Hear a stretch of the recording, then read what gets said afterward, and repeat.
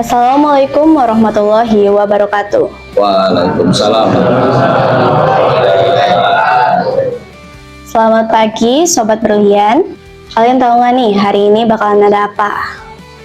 Jadi hari ini ada talk show yang mempersembahkan narasumber kita yaitu Pak Rudi dan Bu Puji.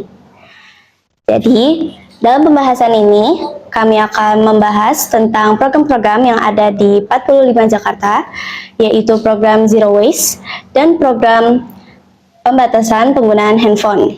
Jadi Sobat Brilian, langsung aja yuk kita masuk ke dalam pembahasannya. Pertama, saya ingin mengajukan pertanyaan kepada Bu Puji. Bu Puji, apa sih yang melatar belakangi pelaksanaan program Zero Waste? Oke, terima kasih pertanyaannya kepada Rafida ya.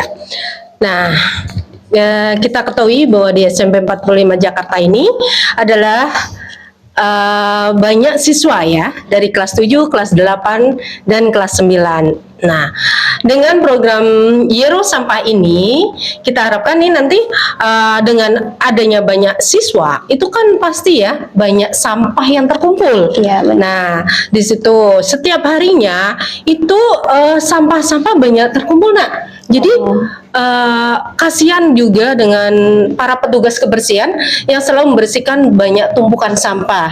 Maka dari itu di SMP 45 Jakarta ini mencanangkan program Zero Sampah supaya sekolah kita itu selalu bersih dan tidak ada sampah yang berserakan seperti yang dahulu-dahulu gitu. Nah, sekarang ini kan kita sudah alhamdulillah udah bersih gitu.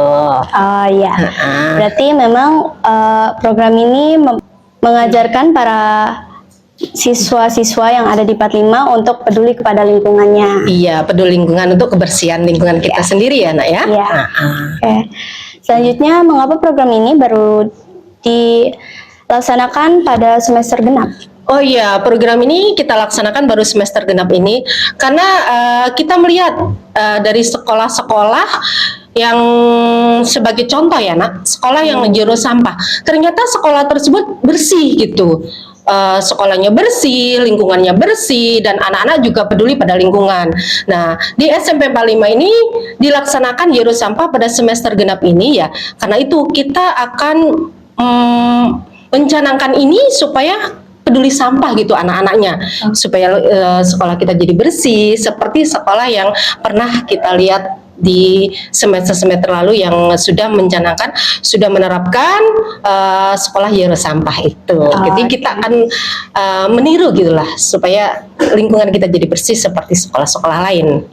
Wah, benar ya.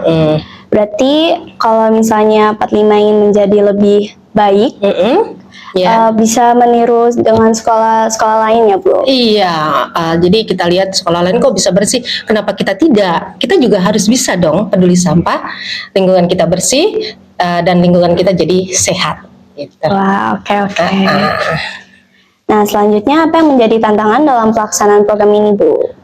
Tantangannya dalam program ini yang kita laksanakan di semester genap ini yaitu Zero Sampah, itu ya masih ya siswa yang membawa sampah gitu, Nah. Walaupun hanya secuil tisu. Nah, secuil tisu itu kan juga sampah ya, Nak ya. Nah, itu kita harapkan tantangan-tantangan tersebut seperti tisu kecil, kemudian bungkus permen, itu anak masih bisa di bawah mejanya masih ada. Tetapi kita bisa menanggulanginya dengan menegur anak tersebut. Nah, tolong ya sampahnya itu punya siapa, ayo kita ambil, dan kemudian nanti anak tersebut bisa dimasukkan ke dalam kantong plastik sendiri gitu supaya lingkungan kita tetap bersih. Itu tantangannya satu, jadi masih ada anak yang kurang peduli terhadap sampah. Yang kedua, ini kan kita sudah Zero Sampah, kemudian pada saat itu kita harus peduli lingkungan, dan lingkungan itu termasuk kesadaran diri terhadap sampah. Ya, kalau kita peduli terhadap sampah, pasti kita juga akan bersih lingkungan kita. Nah, itu tantangannya. Jadi kepedulian dan kesadaran dari siswa tersebut nanti bisa ditingkatkan terhadap peduli sampah tersebut. Oke Bu, berarti benar-benar ya ini memang mengajarkan tanggung jawab dan rasa peduli kita terhadap lingkungan 45 ini. Jadinya ya, bisa pasti. membuat lingkungan 45 jadi lebih berseri dan juga bersih. Kemudian sebentar nak, untuk tantangannya mungkin Pak Rudi akan menambahkan. Ya, terima kasih MC-nya ya dan Bu Putih yang sudah menyampaikan tentang zero sampah. Jadi sebenarnya gini, kita semuanya tahu ya bahwa yang namanya sampah itu kan ya salah satunya ya kan tempatnya penyakit gitu loh. Walaupun sampah itu dibuang di tempat sampah dan sekolah menyediakan sampah, kemudian siswanya ya mungkin peduli membuang pada tempatnya, tapi kalau tempatnya itu tetap di sekolah, itu kan tetap menjadi sarang penyakit juga gitu loh. Makanya mungkin kalian bisa lihat ya salah satu tindakan yang dilakukan sekolah selain zero sampah itu kan juga apa ya, meminimalisir tempat sampah yang ada di lingkungan sekolah. Mungkin bisa kalian lihat ya, lantai 1, lantai 2, lantai 3 yang biasanya di pojok-pojok ada tempat sampah sekarang sudah tidak ada. Ya. Kemudian sebenarnya yang paling penting itu tantangannya itu adalah komitmen bersama sebenarnya. Ya, komitmennya bagaimana caranya supaya nanti 45 itu ya meminimalisir lah dengan adanya sampah. Memang tantangannya kita untuk semester kedua ini memang ya ada ya sekolah yang ikut bergabung di 45. Jadi bukan sekolah itu saja sebenarnya yang apa ya, yang kita ajak komunikasi, kita ajak kolaborasi supaya peduli terhadap kebersihan lingkungan, tapi sebenarnya yang paling penting itu komitmen dari diri kita sendiri ya, dari keluarga besar, dari keluarga SMP 45 bagaimana caranya menjaga biar lingkungan sekolah itu tetap bersih ya. Jadi seperti yang tadi Bapak sampaikan, kalau kelas bersih karena ada tempat sampah untuk membuang sampah. Sebenarnya kan hanya memindahkan sampah dari misalnya dari kelas ke tempat sampah, tapi kan sama-sama ada di lingkungan sekolah. Ya. Jadi itu yang akan kita apa ya, akan kita laksanakan, akan kita lakukan. Jadi untuk meminimalisir ya sampah yang ada di lingkungan sekolah, bukan di kelas saja tapi di lingkungan sekolah. Mungkin itu tambahannya. Oke, berarti saya boleh nih lanjut ke pertanyaan selanjutnya. Silakan. Oke, apa pendapat Bu Puji tentang pelaksanaan program ini nih? Apakah sangat efektif atau bagaimana? Ya, untuk pelaksanaan program ini alhamdulillah nak sangat efektif. Dan diharapkan ini anak-anak juga kepeduliannya dia akan lebih nambah gitu, nambah peduli terhadap lingkungan kita, kebersihan kita. Jadi dengan program ini ya anak-anak diharapkan, harapan saya seperti itu gitu. Jadi lingkungan kita tetap bersih. Jadi dengan program ini kita akan meningkatkan kebersihan serta kesehatan tentunya. Wah, benar-benar bagus banget ya program ini. Oke, pertanyaan terakhir. Dari pengalaman Bu Puji pribadi, apa yang membuat Bu Puji itu menyetujui program ini nih? Nah, saya setuju dengan program ini nak, karena lingkungan sekolah itu kan harus bersih. Ya. Jangan sampai ada sampah yang berserakan. Apalagi sampah-sampah bungkus makanan yang anak-anak bawa. Itu kan kita harus jaga kebersihan. Ya. Nah, lingkungan kita nih harus selalu terjaga kebersihannya. Jangan dikotori dengan sampah-sampah walaupun secuil sampah. Nah, dengan lingkungan bersih, badan kita jadi sehat. Dan kesehatan juga akan terus meningkat.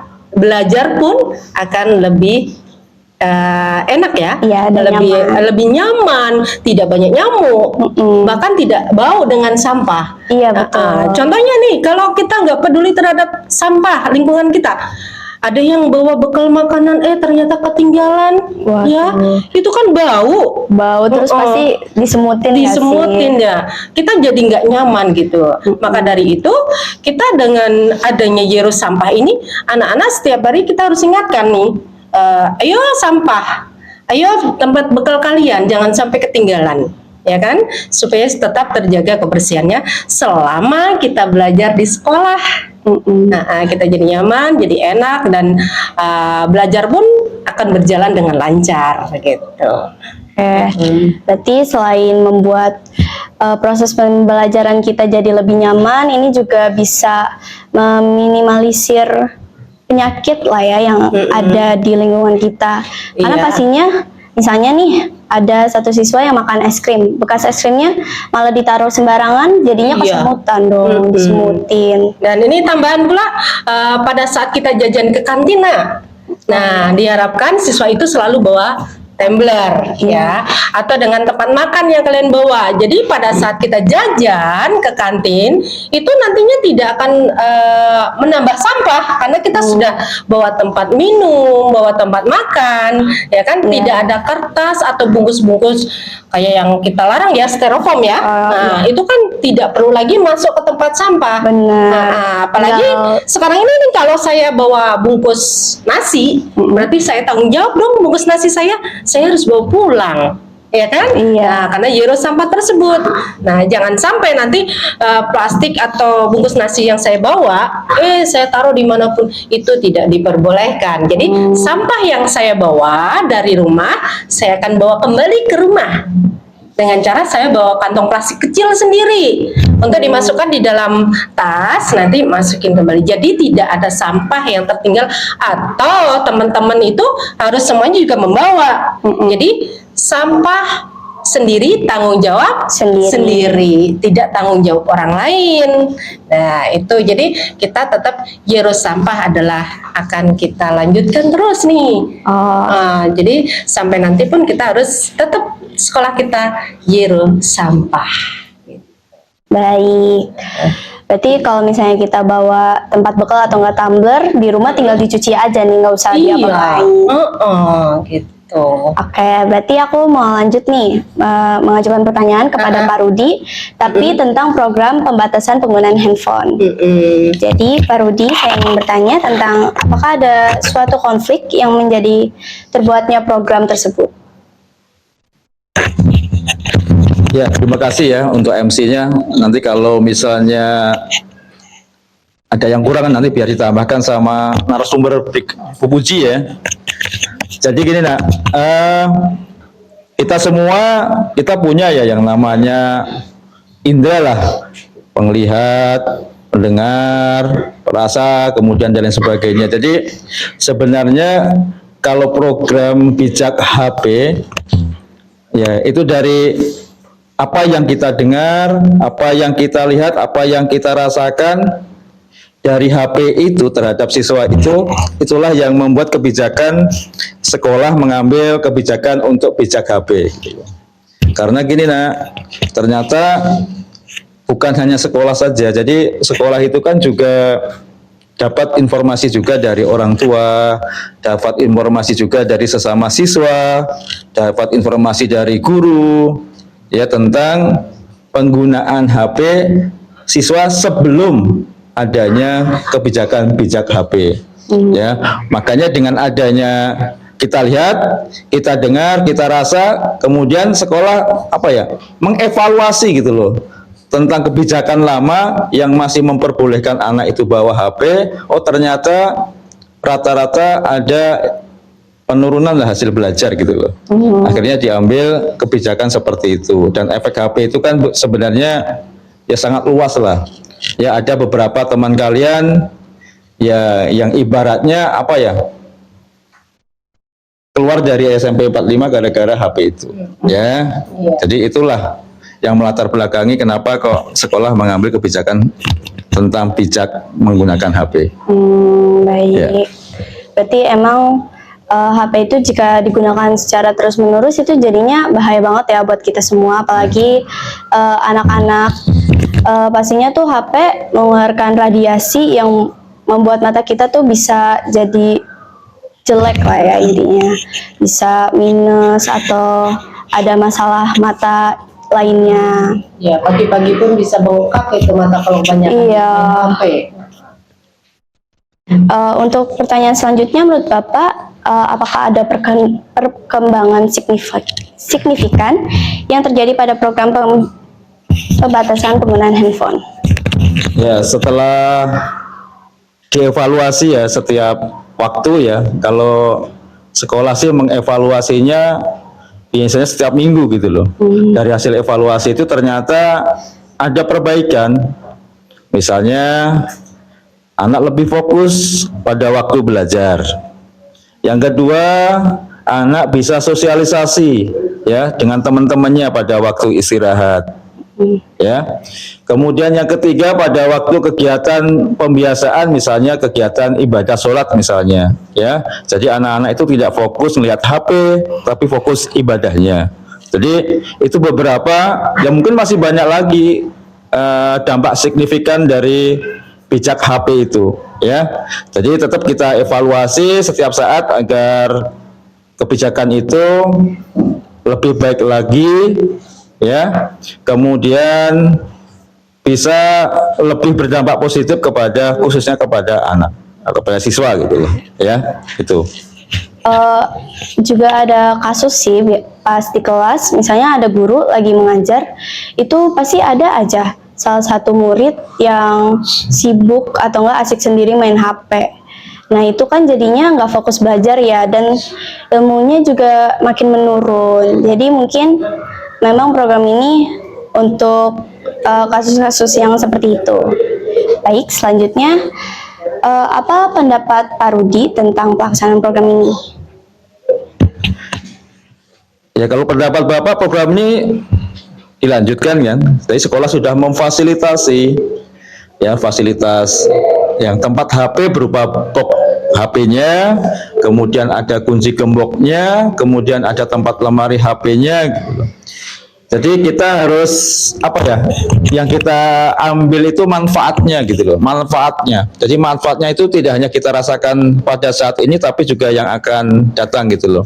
Kita tahu tadi yang hostnya sudah menyampaikan bahwa banyak negara maju nih, Amerika, Perancis, kemudian bahkan yang terakhir itu yang Bapak baca itu Swedia, bahkan sudah membuat kayak undang-undang yang intinya itu bahwa anak-anak usia sekolah, ya, kalau nggak salah sepertinya ya kalau di Indonesia kayak usia sekolah SMP lah, ya, itu dibatasi, bahkan ada beberapa negara yang melarang penggunaan HP. Bahkan dalam pembelajaran pun yang biasanya pakai HP, ada beberapa negara yang sekarang itu sudah kembali ke buku lagi gitu loh.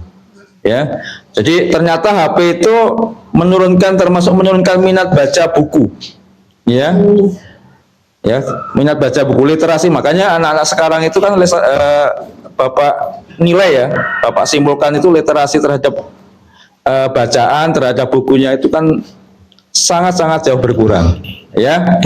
Makanya menurut Bapak kebijakan HP di sekolah itu ya akan terus kita laksanakan gitu loh. Untuk kebaikan, bukan kebaikan sekolah, tapi untuk kebaikan juga anak-anak pula ya. Okay. Jadi pantesan ya di Lentera 45 ini banyak banget sampai bisa penuh isinya dengan murid-murid yang bisa bermain board games atau enggak mungkin baca-baca novel yang di sini. Alhamdulillah. Nah, pertanyaan terakhir, jika program ini tidak berhasil atau bagaimana gitu, apakah ada rencana atau program lainnya? Ya, kalau Bapak selaku perwakilan sekolah, Bapak sih harus tetap optimis ya bahwa program BJKP itu nanti akan membawa kebaikan kepada seluruh siswa gitu loh. Ya, kita belum kepikiran. Pokoknya sekolah optimis bahwa program ini akan membawa kebaikan, bahwa program ini berhasil lah. Ya berhasil sedikit demi sedikit akan membawa perubahan ke arah yang positif terhadap perkembangan siswa gitu loh. Jadi caranya bagaimana supaya berhasil ya kita sosialisasi terus, kita edukasi terus kepada khususnya siswa. Dampak HP itu bagaimana ya. Kemudian yang Bapak mungkin kembali ke yang tadi ya, negara-negara maju itu banyak yang melarang peserta didik atau siswa itu bawa HP itu karena paling banyak itu dari segi kesehatan gitu. Jadi penyakit Alzheimer, Parkinson, kemudian pusing, ya. Jadi ibaratnya itu penyakit yang saraf, ya. Itu karena sebagian besar anak kena itu gara-gara bermain gadget, ya. Bermain gadget boleh, bermain HP boleh. Memang masalahnya sekarang itu kan HP gitu loh. Tapi bagaimana caranya anak itu bisa mengatur waktunya gitu loh. Jadi harapannya di sekolah dipaksakan untuk diatur menggunakan HP. Harapannya nanti di rumah pun dimanapun berada anak-anak itu juga bisa ngatur. Ya, bagaimana caranya biar kita itu ya ibaratnya bahasa sederhananya tidak diperbudak oleh yang namanya HP. Ya, tapi kita bisa mengatur. Ya, kita yang ngatur bagaimana HP itu bisa kita gunakan kepada hal-hal yang positif. Jadi kalau misalnya pakai HP kemudian sakit, kemudian iritasi mata, kemudian itu walaupun kita tidak harapkan, itu kita itu nggak bijak menggunakan HP. Jadi kita itu terlalu berlebihan, jadi kita itu kayak diperbudak. Karena HP itu kayak semacam candu gitu. Ya, kalau kita nggak bisa manage, kita nggak bisa ngatur penggunaannya, kita sendiri yang nanti akan kena dampaknya. Ya, prestasi menurun, ya, kemudian sakit, kemudian jadi orang penyendiri karena kurang sosialisasi, dan masih banyak lagi kok dampak-dampak HP yang negatif. Ya, jadi gunakan HP kepada hal yang positif. Buat komunikasi itu memang fungsi utamanya. Ya, buat belajar, kalian sebagai pelajar ya memang itu tugas pokoknya, boleh kok gitu loh. Misalnya nanti misalnya di ujian misalnya atau di semesteran atau di PAT dan sebagainya, kalau misalnya bisa menggunakan aplikasi DF, menggunakan HP, ya HP boleh dipakai. Itu kan manfaat positif lah, ya mungkin itu. Uji apa? Ya, anak-anak semuanya, kita batasi penggunaan HP bukan berarti tidak boleh menggunakan HP. Tapi kita harus tahu waktu dalam penggunaan HP tersebut. Kita batasi waktunya, jangan terus-terusan main HP. Jangan kau lupakan belajar. Jadi, marilah kita, ayo batasi penggunaan HP, kita belajar dengan membaca buku. Kita bisa kok tanpa HP. Bisa kan semuanya? Bisa, harus. Jangan kita ketergantungan dengan adanya HP. Kita batasi, kita belajar dengan membaca buku. Ya, kita pasti bisa. Prestasi tanpa HP. Bisa. Ya. Jangan sampai kita HP terus tapi prestasi menurun. HP-nya kita stop, kita atur penggunaannya, tapi prestasi kita akan naik tingkat gitu ya nak ya. Ya kita harusnya batasi gitu terlebih dahulu. Dan sampai HP-nya malah mengatur kita ya daripada kita mengatur HP-nya. Iya. Oke, terima kasih Bu Puji, Pak Rudi. Saya mengambil kesimpulan dari penjelasan berikut bahwa pertama untuk program Zero Waste itu pastinya itu mengajari murid-murid SMP 45 Jakarta untuk peduli terhadap lingkungannya dan juga bertanggung jawab atas sampah sendiri. Dan juga untuk program pembatasan penggunaan HP itu juga mengajari kita untuk mengatur waktu, juga ingat waktu, dan juga kontrol penggunaan HP kita. Jadi terkait hal ini kami membuka kesempatan untuk para audiens jika ada yang mau menanggapi atau tidak. Jadi silakan dari audiens, ada yang mau menanggapi? Saya Lutfi dari kelas 8G izin bertanya. Nah, dengan adanya program pembatasan HP ini, pastinya juga kalau handphone itu kan digunakan sebagai contoh kan untuk bersosial, komunikasi, menggunakan aplikasi seperti Facebook, WhatsApp, Instagram, dan lainnya. Nah, saya ingin bertanya, bagaimana sih cara kita untuk berkomunikasi dengan relatif atau keluarga kita, seperti orang tua yang ada di rumah, dengan adanya pembatasan program penggunaan HP ini? Ya, terima kasih. Siapa tadi? Lutfi dari kelas 8G. Jadi gini nak, selama kebijakan pembatasan HP, selama HP itu nanti disimpan, ditaruh dalam box, ya. Kalau misalnya orang tua itu mau komunikasi, atau memberikan informasi kepada siswa yang ada di sekolah, nanti bisa melalui wali kelasnya, nak.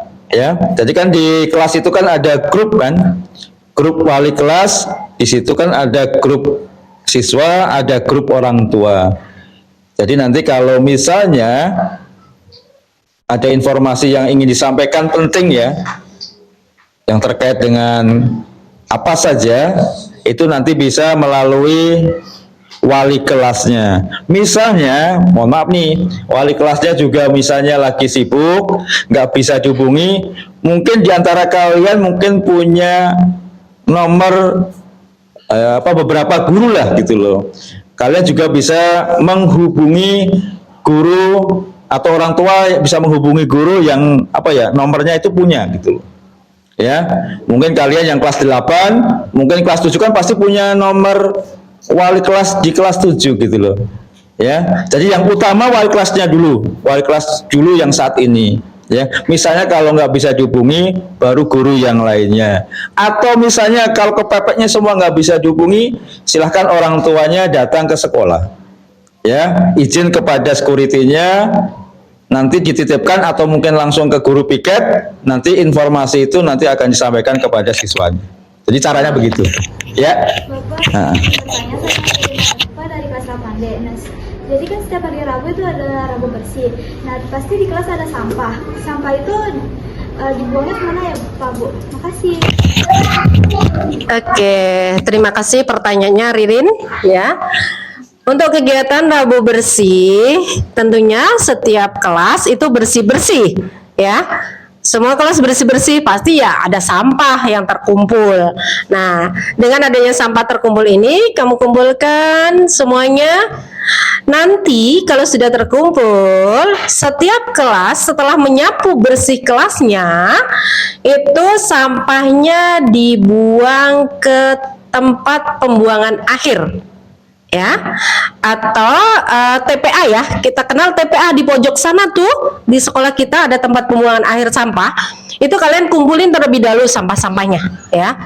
Boleh kalau di kelas ada siswa yang suka membawa kantong kresek, kresekin dulu ya. Setelah dikresekin baru silakan satu siswa atau dua siswa buang ke tempat pembuangan akhir gitu. Oke, Ririn?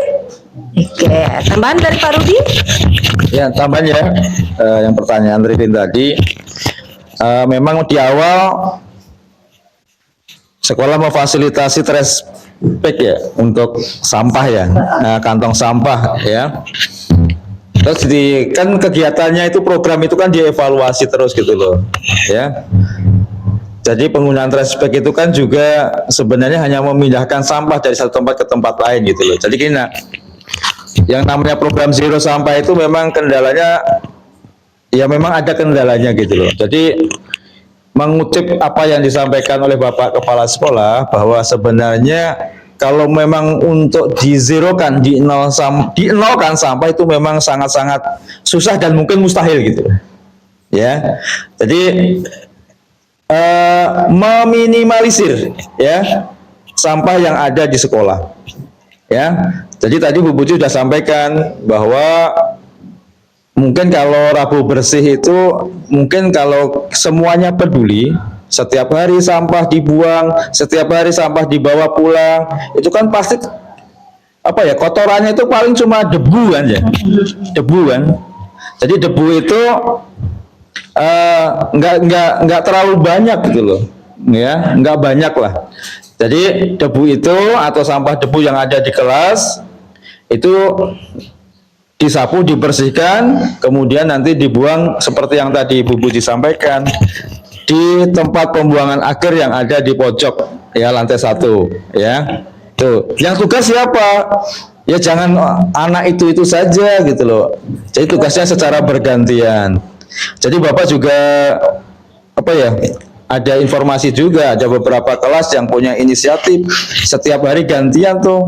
Ada anak yang bawa kantong plastik sampah, mereka gantian bawa pulang gitu loh sampah teman-temannya gitu.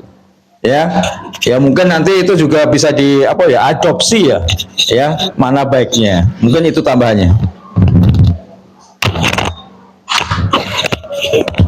Itu saja. Berarti sesi talk show kali ini sudah berakhir. Nah, sebelum itu saya mau berpantun dulu nih. Boleh nggak? Boleh. Tolong jawab cakep ya. Pergi ke pasar membeli terasi. Cakep. Jangan lupa membeli tomat. Cakep. Semoga talk show ini menginspirasi dan juga memberi manfaat. Saya Rafida Radua Istihar selaku host pada talk show kali ini. Izin mengundurkan diri. Wassalamualaikum warahmatullahi wabarakatuh. Waalaikumsalam.